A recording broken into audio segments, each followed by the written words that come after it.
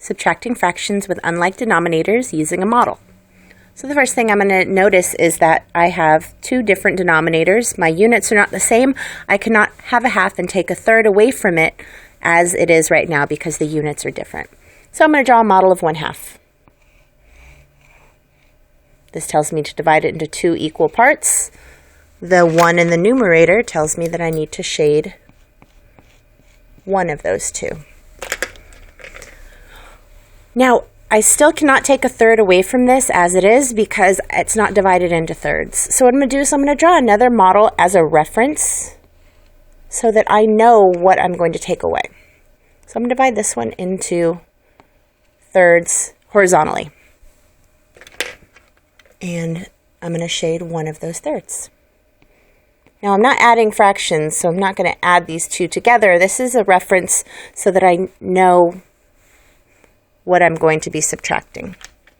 Okay, so I have different units, so I need to get a common denominator. I need to find the lowest common multiple. My lowest common multiple is going to be 6. You can do that by multiplying the denominators. You can also just use your math knowledge and your 2's times tables and 3's times tables to know that when I count by 2's and I count by 3's, the first number they have in common is 6.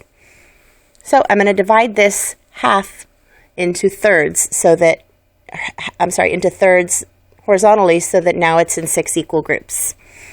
I'm going to take my third and I'm going to divide it in half vertically so that now I have 6 equal groups over here. So now I have a frame of reference. I see that 1/2 equals 3/6. And I see that 1/3 equals 2/6. So now I have a number sentence that I can solve. I can also show this on the model. So I've got 3/6. I'm taking away 2/6. What it remains is 1/6. With my number sentence, 3 minus 2, 1, I still have 6ths. So my answer to 1/2 minus 1/3 is 1/6.